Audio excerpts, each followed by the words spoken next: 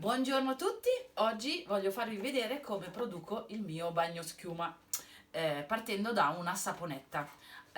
Allora, sapete che a me piace autoprodurre e pasticciare, oggi voglio insegnarvi, farvi vedere come avere un ottimo bagno schiuma ideale a tutte le esigenze, a tutta la famiglia. In questo caso ho usato una saponetta di doTERRA Serenity che è ok, inquadriamo, è già una saponetta pronta, una miscela di tranquillante perché ha una base, ha molta lavanda, ha tutti oli calmanti. Esiste anche l'olio essenziale già in miscela Serenity, però in realtà potete usare anche del sapone di Marsiglia aggiungendo poi gli oli essenziali che preferite.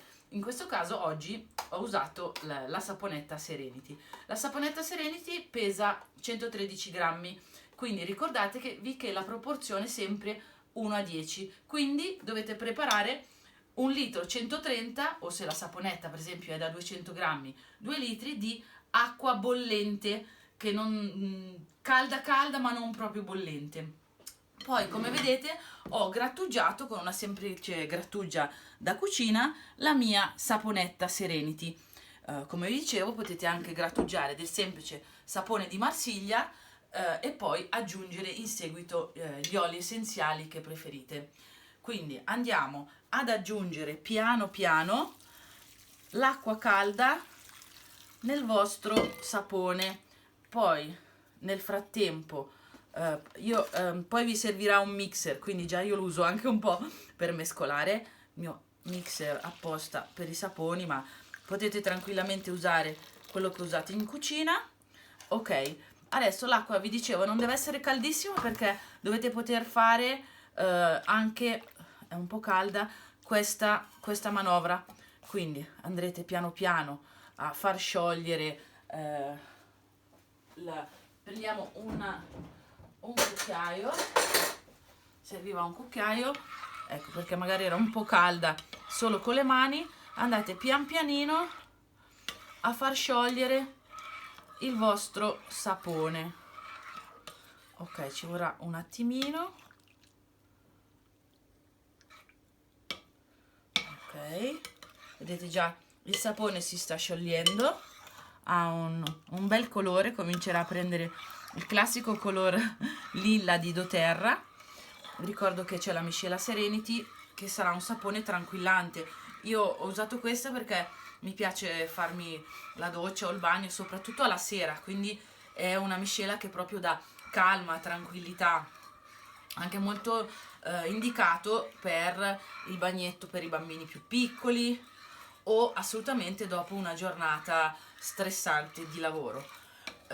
Ripeto, si può usare sempre, però magari se volete fare un sapone più mattiniero userete o un'altra saponetta, oppure come dicevo prima un sapone di Marsiglia, un sapone di Argan, usando magari degli oli essenziali più agrumati. Per esempio un sapone della mattina io metterei del mandarino, metterei del limone, della menta o quello che preferite.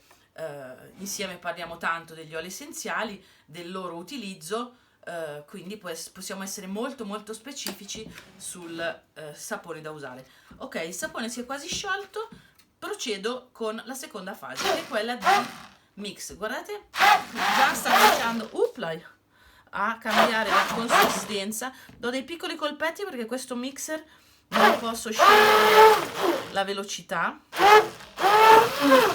Ok, guardate, sta già prendendo la consistenza.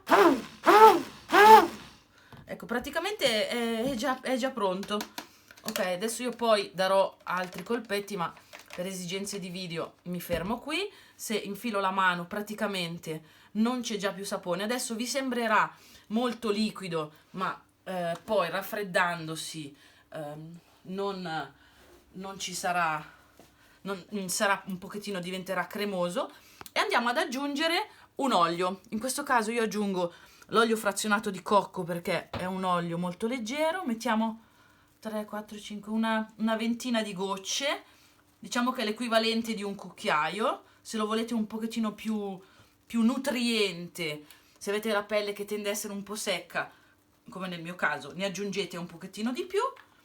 Olio di cocco frazionato, chiudere. Vi ricordo, l'olio di cocco frazionato terra è fantastico perché è un olio molto molto leggero, che non unge, che si assorbe bene sulla pelle, quindi è perfetto. Quindi andiamo ancora a mescolare, diamo un ulteriore colpetto. Io ho usato un contenitore di ceramica, non usate la plastica perché gli oli profumati sono molto molto forti, molto potenti, rischiate poi o avete una ciotola solo per quello, ma mi piace l'idea di non usare troppi pasticci. Ok, un altro colpo, intanto il sapone si è sciolto completamente e il nostro bagnoschiuma è praticamente pronto. L'ultima cosa, adesso c'è ancora della schiuma, poi se fate ancora un po' col mixer aumenta, lo lasciamo completamente raffreddare e poi possiamo metterlo nel nostro sapone, nel nostro dosatore o in una bottiglia dove lo conserverete. Con una semplice saponetta vi risulterà più di 1 litro di bagnoschiuma. Vi ricordo che i flaconi classici sono circa 200 grammi, quindi avrete come un 4-5 bagnoschiuma che comprate di solito. Per oggi è tutto, vi saluto, buona giornata, ciao!